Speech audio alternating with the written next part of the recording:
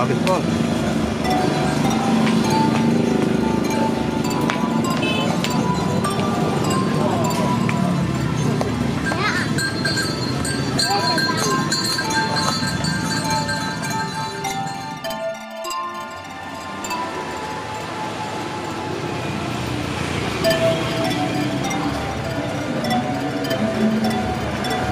Bilay. Ketuanan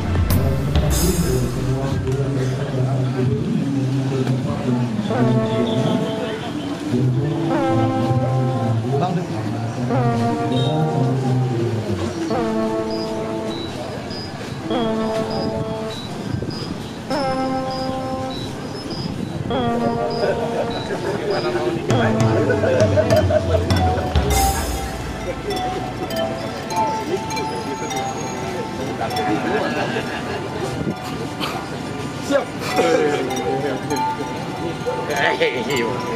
Oh gitu ya, amin.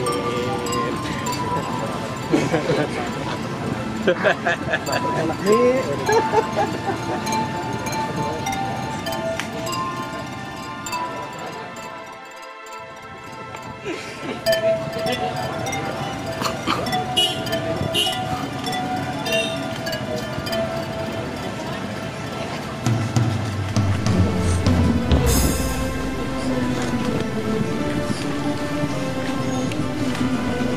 Siap, siap.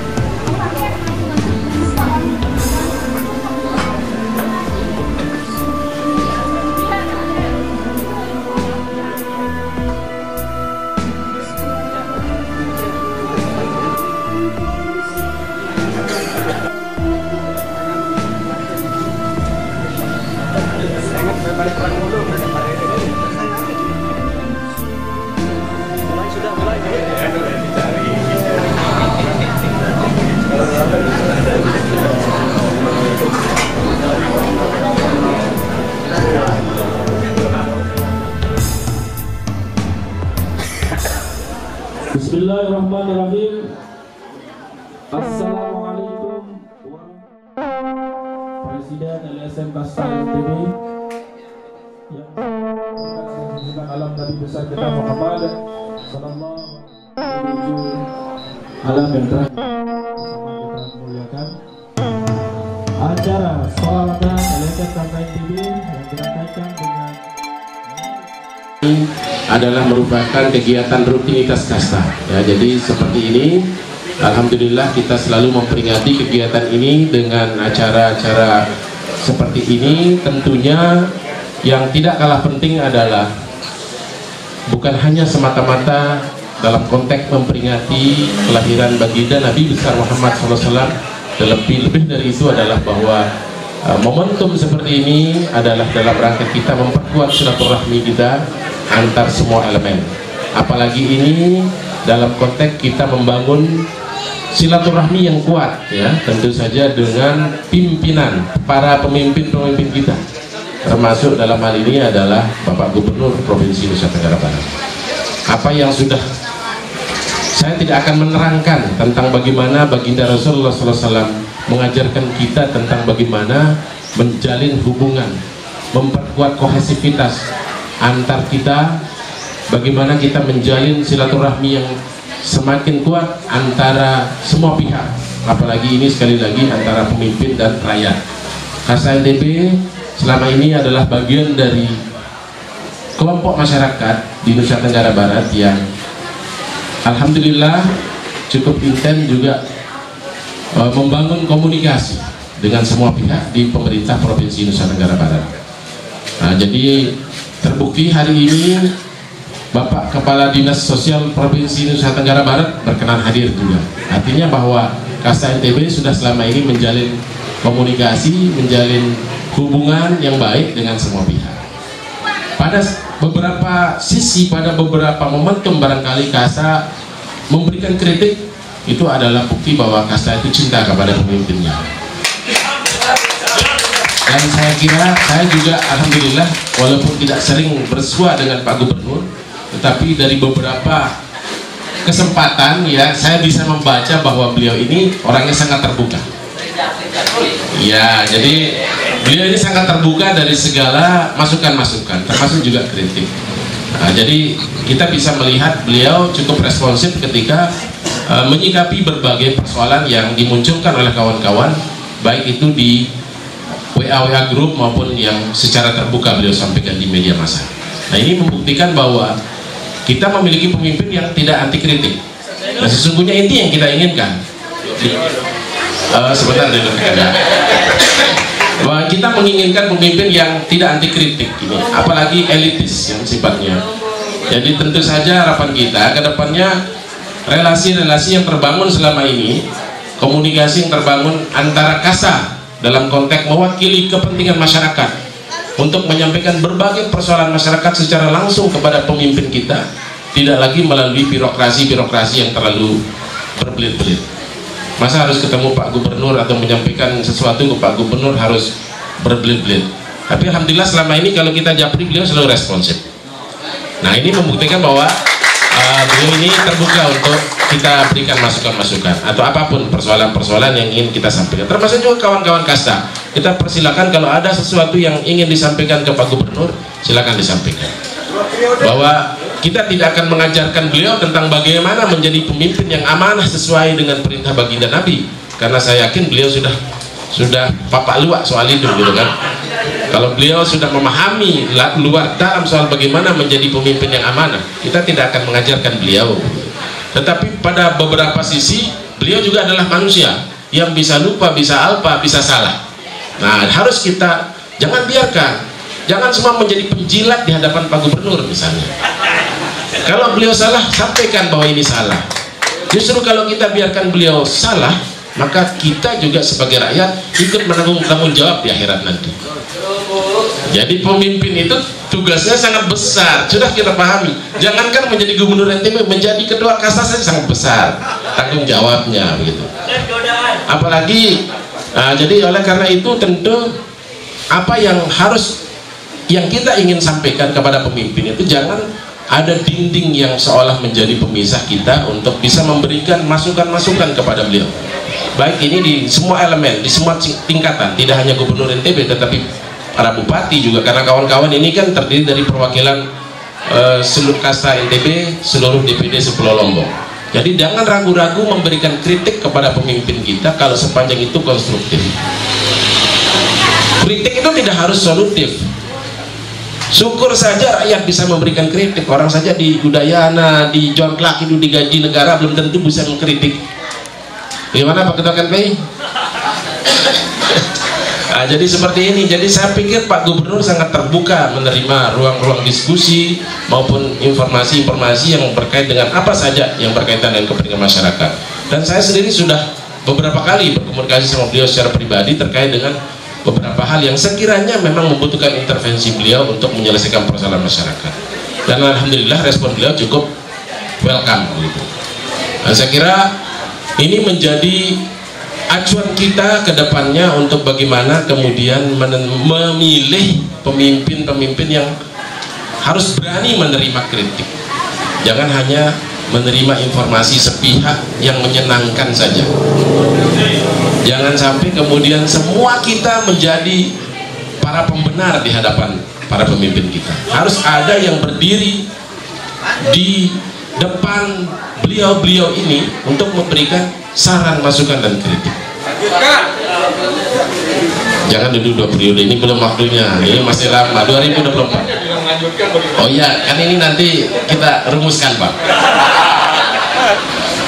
Jadi saya kira apa yang kawan-kawan lihat, kita kan tidak mungkin memberikan semacam gambaran tentang apakah Pak Gubernur NTB ini sukses tidak membangun NTB, karena kawan-kawan sendiri bisa mengakses sendiri bagaimana program-program beliau selama menjadi gubernur NTB. Silakan kawan-kawan Kasta menilai dalam konteks penilaian yang objektif untuk menentukan apakah beliau gagal atau berhasil. Ya, jadi ini kan kembali kepada bagaimana kemudian Kasta akan melihat ini secara utuh dan objektif. Jadi kalau saya di sini, saya cenderung nanti melihat kepada kinerja dari beberapa OPD beliau, misalnya bahwa ada informasi tingkat kemiskinan di NTB ini cukup tinggi sekarang kabarnya kan. Ada 713.000 rakyat miskin di NTB ini, termasuk Pak Janda juga ada peningkatan ini Pak Kadis. Kalau tidak salah ada 308.000 janda di NTB ini hari ini. Tentu ini menjadi pemikiran Kepala Dinas Sosial Provinsi NTB untuk kita sama-sama cari solusi. Kasta juga akan bisa memberikan ruang bagi bagaimana kemudian mengatasi berbagai dampak sosial yang sekiranya bisa dimunculkan oleh misalnya tingginya angka perceraian yang membuat pertumbuhan janda-janda ini sangat tinggi di NTB. 300.000 jiwa ini tentu membutuhkan perhatian pemerintah, tidak bisa dibiarkan. Belum lagi anak-anak yatim. Saya kira tidak mungkin ini kita nikahi semua yang 300.000-an ini kan.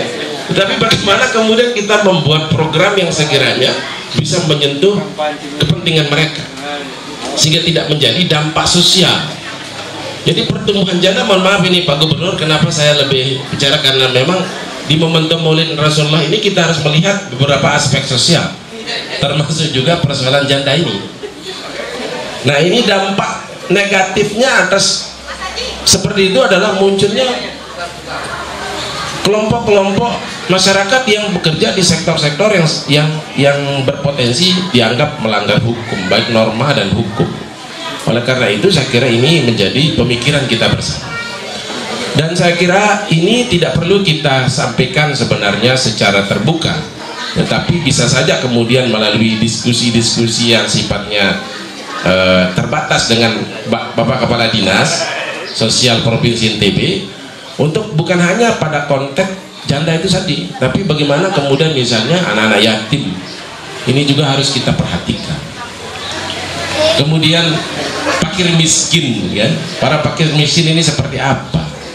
Karena mohon maaf, apa yang saya sampaikan tadi itu adalah berdasarkan data yang keluar dari BPS NTB, termasuk jumlah janda itu juga bukan dari Kasta itu, Kanda Gadis, tetapi itu data dari BKKBN NTB. Kita bicara banyak data. Oleh karena itu dampak persoalan-persoalan sosial yang sekiranya muncul oleh berbagai sebab, nah tentu saja yang paling utama dari munculnya dampak sosial adalah karena faktor ekonomi. Nah ini kan, kita jangan bereuforiya tentang WSBK, tentang MotoGP, tetapi faktanya misalnya rakyat miskin di Lombok Tengah tidak menurun jumlahnya. Ini ya, jadi nanti kita bandingkan data. Kalaupun turun, berapa persentasenya kan? Kalau 0,01%, apakah itu layak kita banggakan gitu? Nah, ini menjadi pemikiran kita semua sungguhnya, bahwa ini beban itu tidak harus menjadi beban pemerintah saja, tapi bagaimana kemudian kita membangun sinergitas untuk kita memberikan ruang bagi masukan-masukan untuk mencari celah bagaimana menangani persoalan-persoalan tersebut. Kita tentu berharap bahwa para pemimpin-pemimpin kita di NTB yang lahir hari ini maupun yang besok ini adalah pemimpin yang jelas pro kepada rakyat. Dan sekali lagi Kasta akan menyatakan mendukung pemimpin yang pro rakyat. Jadi secara hierarki struktur Kasta dengan semua infrastruktur yang ada, ini secara jelas menyatakan komitmen mendukung pemimpin yang pro kepada rakyat. Nah silakan, mari nanti Kasta di momentum tertentu pasti akan bisa mengkaji apakah Bapak Gubernur kita, ini bukan hanya Pak Gubernur Dr. Zulkifli Mansah, tetapi paket Zul Rohmi orang sebut ini, apakah berhasil.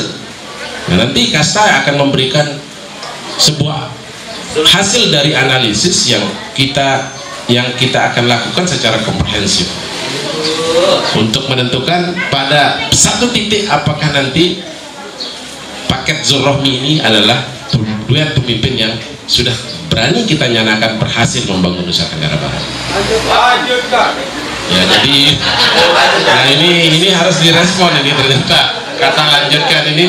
Jadi harus kita yang menjadi catatan, ini menjadi catatan kita di Kasta NTB atas berbagai apa yang menjadi yang disampaikan oleh adik-adik dari pengurus Kasta tadi.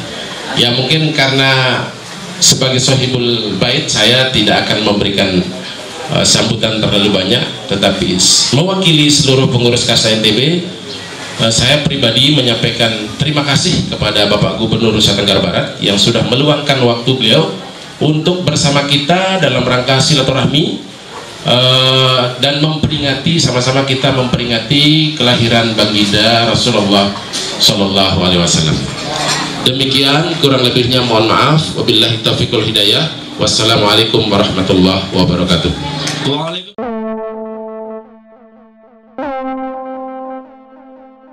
Dunia bisnis dan tugas pemimpin itu tidak mengganggu dunia usaha itu sebenarnya cukup. Jadi kayak autopilot NTB ini akan jalan seperti ini tanpa Zulkifli Mansyah jadi gubernurnya. Indonesia akan jalan seperti ini tanpa Jokowi sebagai presiden. Jadi bahasa kasarnya tanpa ngerecokin aja sebenarnya cukup. Apalagi punya ide gagasan untuk mengatakan yang benar adalah benar, yang salah adalah salah. Makanya kalau kita nggak piawai, kadang-kadang orang salah memuji dan bertepuk pada orang yang tepat. Saya lama di Jakarta, sering menjadi saksi bahwa sering kita melihat orang yang ditepuki, dieluki, muncul di media sebenarnya nggak punya kekuasaan apa-apa. Orang yang kuat dan kadang-kadang sangat berkuasa itu adalah orang yang mampu menaklukkan hati untuk tidak selalu tampil dan silau oleh banyaknya tepuk tangan. Dan saya sering menjadi saksi bahwa orang yang hebat, yang sungguhnya banyak atur-atur itu nggak pernah kelihatan. Banyak pimpinan daerah itu gampang ditentukan oleh pemilik modal misalnya. Dia nggak pernah muncul, tapi siapa mau jadi wali kota, jadi bupati, jadi gubernur, jadi menteri, semuanya bisa diatur. Nah, oleh karena itu, tentu melakoni peran, karena hidup ini sandiwara kata lagu kan. Nah, oleh karena itu sekali lagi saya memberikan apresiasi pada Kasta yang berani melawan stigma seakan-akan ada jarak yang tegas dan keras terus antara LSM dengan pemerintah. Nah, kalau orang nggak punya cukup karakter yang kuat nggak berani, karena pasti ada cibiran, ada yang nyinyir, ada yang kurang suka. Tapi saya kira bukan karena ingin dapat tepukan, tapi karena ini tuntutan agama kita. Nah, ini disebut karena cinta. Ini bukan sembarang cinta. Tapi yang saya pelajari betul jadi gubernur itu, yang paling berat itu adalah cinta tanpa syarat. Betul. Dan saya mengerti cinta tanpa syarat ini kalau diizinkan oleh teman-teman ini, saya mengerti betul bahwa cinta tanpa syarat ini bukan konsep sederhana. Karena kita manusia. Ada cerita Buddha, saya sengaja cerita Buddha karena saya memahami cinta tanpa syarat ini dengan cerita ini lebih gampang. Jadi ada 6 biksu, ini biksu itu kan yang botak. Itu kerjanya itu mengambil jarak dengan dunia materi dan dunia. Karena bagi dia puncak kemuliaan itu adalah pencapaian keheningan. Dia sengaja memilih hutan yang sunyi, cari gua supaya keheningan itu hinggap di dalam batinnya. Nah, jadi 6 orang ini Pak Ketua menemukan satu gua yang tertutup di pinggir hutan, sehingga orang biasa tidak tahu bahwa di situ ada gua dan tempatnya bagus sekali. Jadi 6 orang ini ada biksu kepalanya. Nah, ini yang bagus pembagian ceritanya nih, menarik. Ada biksu kepalanya yang memimpin semedi untuk mencari keheningannya. Kemudian dia punya saudara kandung, biksu ini punya saudara kandung. Kemudian dia punya sahabat karib yang dia kenal dari kecil, yang terus mengikuti apa yang dia lakukan. Kemudian yang keempat ada biksu yang menjadi lawan politiknya. Jadi lawan politik ini, biksu ini selalu apa aja keputusan biksu kepala selalu protes. Pokoknya pertama protes dulu, seperti kasta lah. Protes dulu. Terus yang kelima ini ada biksu sudah tua, kira-kira tinggal menghitung hari lah usianya. Dan yang terakhir biksu yang kelihatan ada atau tidaknya itu nggak pengaruh di dalam keseharian kebiksuan ini. Dia semedi teman yang lain, dia malah tidur sambil ngigo ke sana kemari lah. Nah, jadi 6 orang ini melaksanakan ritual semedinya di dalam gua yang terpencil itu. Sampai satu ketika bapak-bapak, ibu-ibu datang sekumpulan penyamun, dan kaget perampok ini melihat kok enak sekali tempat gua yang didiami oleh biksu-biksu ini. Namanya penyamun, tanpa pikir apa langsung ingin membunuh semua biksu yang ini, kemudian mengambil alih gua itu untuk persembunyiannya. Namanya penyamun, taunya ambil alih aja. Tapi karena dia pandai berkomunikasi, si biksu kepala ini mengatakan, wahai Tuan Penyamun, silakan ambil gua tempat kami bersemedi ini menjadi milik Paduka. Asal kami semua diizinkan untuk pergi. Tapi apa kata penyamunnya? Tidak boleh, semuanya harus dibunuh, karena kalau ada satu yang hidup nanti akan bercerita pada masyarakat bahwa sini ada penyamun. Nah, jadi mereka harus bunuh semua. Mungkin karena tingkat komunikasinya yang baik, akhirnya biksu kepala ini bisa melobi bahwa semuanya boleh keluar, tapi penyamunnya juga pintar. Boleh kami lepaskan 5 orang, tapi 1 harus tinggal. Dia yang akan menemani kami perampok itu di tempat itu. Kalau sampai ada masyarakat yang tahu, berarti 1 orang yang tinggal ini akan dibunuh. Jadi 1 boleh tinggal, yang 5 boleh pergi. Nah, persoalannya kemudian, berikan saya waktu, kata yang biksu ini, biksu kepala, siapa yang harus ditinggal? Siapa yang boleh? Jadi ada biksu kepala, ada saudara kandungnya, ada sahabat karibnya, ada lawannya, ada yang tua yang hampir mati, dan ada yang tidak ada guna dan manfaatnya sama sekali. Nah, harus milih 1 yang ditinggal. Kira-kira kalau teman-teman di depan ini jadi biksu kepala, 1 yang disuruh tinggal, kira-kira yang mana? Mana kira-kira Bang? Biksu yang mana yang harus kita tinggal? Hah? Protes. Yang protes. Yang lain, Pak Camat? Yang tertua. Ada yang bilang, ya dianya sendirilah untuk sebagai RT. Nah, akhirnya setelah berpikir demikian lama, akhirnya penyamunnya minta jawaban siapa yang akan dilepaskan, siapa yang akan disandera 1. Akhirnya dia mengatakan, mohon maaf penyamun, setelah saya merenung hampir 1 jam, saya akhirnya tidak bisa mengambil keputusan siapa yang harus tinggal, karena cinta saya pada diri saya, pada lawan, pada saudara kandung yang tua dan sama besarnya. Sehingga ketika disuruh memilih, saya harus meninggalkan siapa. Jiwanya tidak mampu membuat keputusan, saking cintanya itu sama besarnya pada saudara kandungnya, pada sahabatnya, pada orang tua, pada yang tidak berguna, bahkan pada lawannya sekalipun. Nah, yang disebut cinta tanpa syarat itu.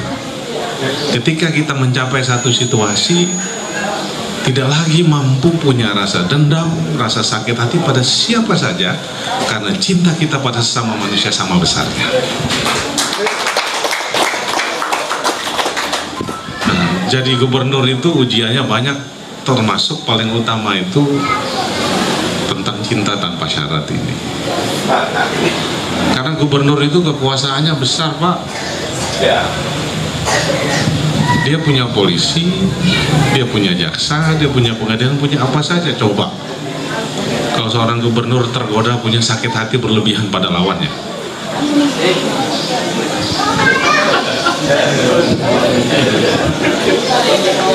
Karena godaan untuk dendam, sakit hati itu besar. We are all human, kita manusia Pak. Nah kalau misalnya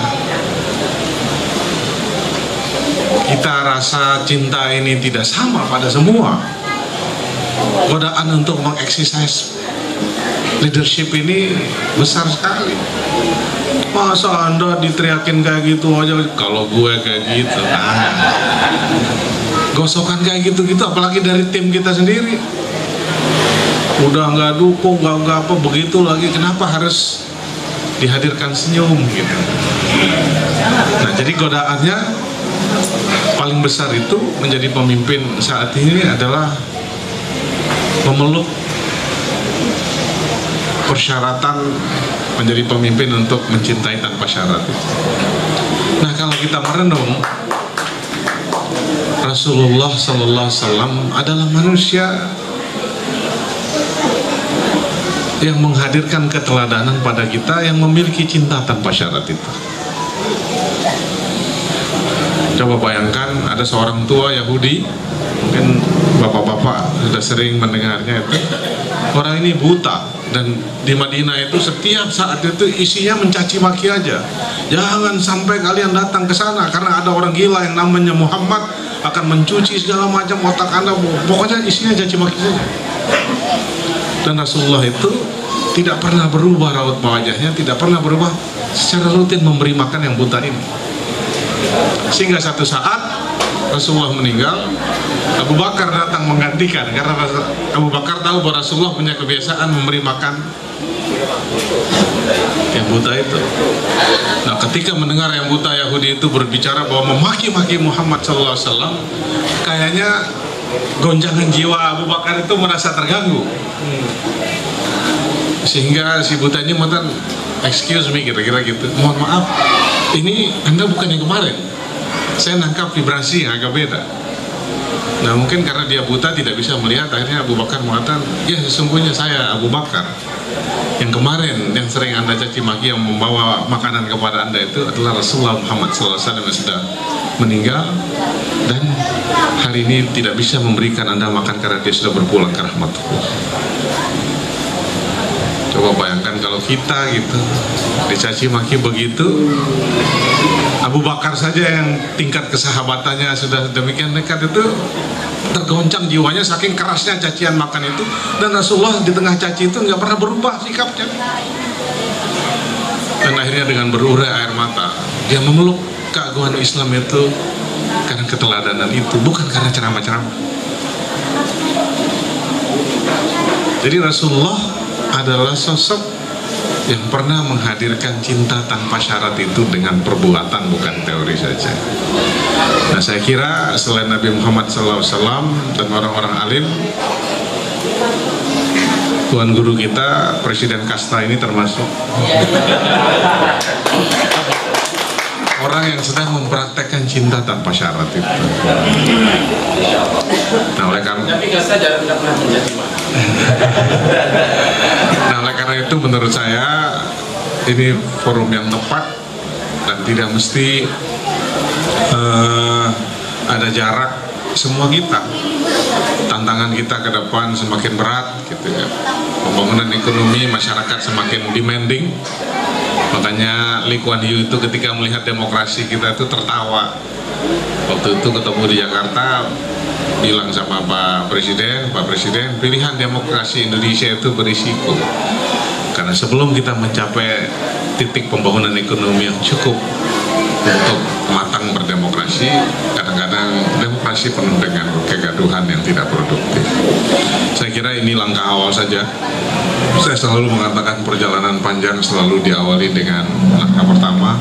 Mudah-mudahan Pak Bupati, Kepala Dinas, ya tidak boleh ada sekat kepada siapa saja untuk bersilaturahmi, bergaul, karena kadang-kadang kita ini hanya menekan ego untuk tidak mau mendatangi siapa yang harus datang duluan, kayak film-film India itulah. Padahal masalahnya sederhana.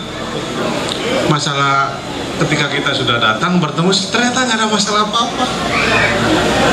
Nah kerendahan memulai silaturahmi, menundukkan ego itu adalah tantangan kita. Dan itulah cara Allah juga mengajarkan ketidaksempurnaan pada tokoh kadang-kadang, kerendahan hati untuk menyapa terlebih dahulu.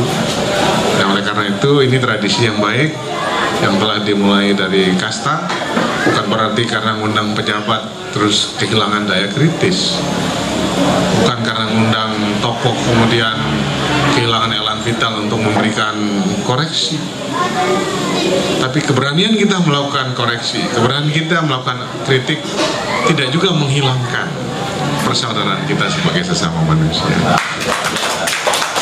Nah, oleh karena itu saya mengapresiasi, dan mudah-mudahan besok bisa Pak Bupati, bisa calon gubernur lain yang hadir. Karena saya terus terang ya, orang banyak bilang 2 periode ini itu, menurut saya kita lihat saja. Karena saya sering mengatakan, sekali orang punya keinginan, apalagi secara berlebihan, maka saat itu dia kehilangan kemuliaan dan tersandera oleh banyak kepentingan. Saya mensyukuri kita bebas dari persoalan hukum saja, itu prestasi, Pak. Enggak gampang untuk selamat di tengah banyak cara-cara, perangkap-perangkap yang menurut saya sangat berbahaya. Dan karena itu kalau kita tidak hati-hati gitu ya, kita bisa selamat saja sampai akhir jabatan tanpa masalah hukum. Menurut saya itu prestasi luar biasa. Nah, bukan zamannya lagi orang ingin kedudukan berlebihan gitu ya. Padahal sebenarnya antara kita sama persoalan hukum ini sedikit sekali. Kita bisa jadi orang yang dimuliakan, diberi tepuk tangan, tapi kalau ada apa-apa, kehinaan itu dekat juga dengan kita. Oleh karena itu disyukuri saja kita masih sehat. Nah, karena Pak Ketua, teman-teman, saya pernah jadi saksi. Ada seorang tokoh yang ngomongnya begini begitu, tahun depan besoknya dia stroke, langsung nggak bisa jalan. Siapa mau pilih kita kalau kita udah stroke? Dan kita stroke itu can happen anytime, bisa kapan saja. Oleh karena itu sekali lagi, ini momentum peringatan Maulid Nabi ini menjadi momentum besar buat provinsi kita di sini. Karena di kasta kita lagi tidak berbicara bahwa Nabi itu lahir 12 Rabiul Awal, usia 6 tahun dipelihara oleh ibunya, 8 tahun oleh Abdul Muthalib, kemudian dikawin sama janda 40. Tapi kita bicara tentang cinta tanpa syarat, tentang membangun jembatan pengertian antara anak bangsa, dan bagaimana saling mendukung. Nah, saya lama di Jakarta, saya lihat orang NTB ini punya banyak potensi untuk menjadi tokoh nasional. Jangan juga kita mengkritik pemimpin kita ini habis-habisan, kita telanjangin, itu luar biasa, sehingga dia kehilangan kesempatan menjadi tokoh yang lebih besar. Kita kebanggaan kalau kita bisa memenjarakan orang. Kita punya kebanggaan kalau orang malu. Padahal menurut saya, ini pengalaman saya Pak, bukan nakut-nakutin kasta. Tuhan itu tidak pernah tidur. Sekali kita melukai batin seseorang, Tuhan dan semesta punya cara lain membalas apa yang kita katakan pada diri dan keluarga kita sendiri. Tidak ada justifikasi di dalam agama kita bahwa karena kita aktivis, kita seenaknya bisa mencaci orang. Di dalam agama kita, mentang-mentang kita aktivis, mentang-mentang kita LSM, kemudian kita bisa menelanjangi aib saudara kita sendiri. Karena Allah dan semesta punya cara sendiri. Nah, oleh karena itu menurut saya kalau menegakkan yang hak itu adalah kewajiban, tapi niatnya betul-betul harus dipelihara, karena kebersihan niat ini tipis sekali. Nah, mudah-mudahan dengan seringnya kita datang bersilaturahmi, duduk bersama, kita bisa berbeda, kita bisa berseberangan, tapi perbedaan dan posisi berseberangan itu tidak menjauhkan kita dari persahabatan dan persaudaraan. Sekali lagi Pak Ketua, terima kasih. Dan teman-teman, saya senang sekali bisa hadir di sini. Mudah-mudahan ini bukan kehadiran saya yang terakhir. Demikian, billahi taufiq wal hidayah. Assalamualaikum warahmatullahi wabarakatuh. Waalaikumsalam warahmatullahi wabarakatuh. Terima kasih.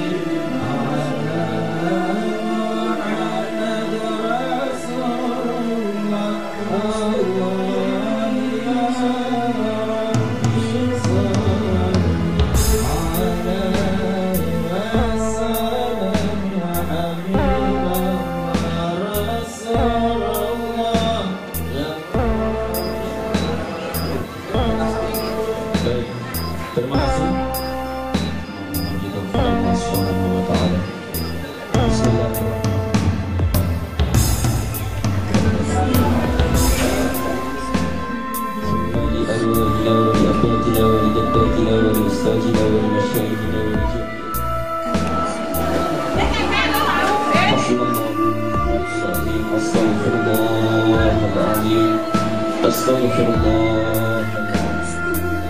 La ilaha illallah. La ilaha illallah. La ilaha illallah.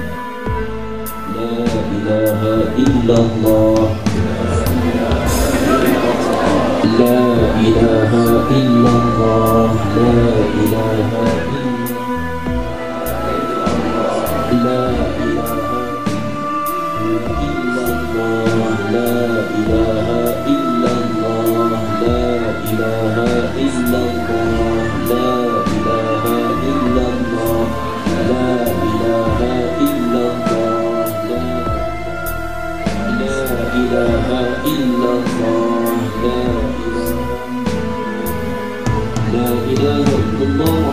Rasulullah sallallahu alaihi wasallam. Kalimatu haqqin 'alaiha nahya namutu 'alaiha nahya radin hamdan yuwafi wa yukafi mazida. Ya rabbana lakal hamdu kama yanbaghi li jalali wajhikal 'azim bi sultanik. Allahumma shalli 'ala sayyidina Muhammad wa 'ala ali sayyidina Muhammad. Allahumma shalli salatan kamilatan وتقضى به الحوائج وتنال به الرغائب وحسن الخواتم ويستسقى نسألك الهدى والتقى والعفاف والغنى. نبينا محمد صلى الله عليه وسلم نبي الرحمة. اللهم اجعلنا من الناجحين. Selanjutnya kepada para tamu undangan untuk kemudian mengarah ke hidangan yang sudah disediakan seluruh pengurus SMDB, untuk kemudian kita mengambil bagian di hidangan yang sudah disediakan.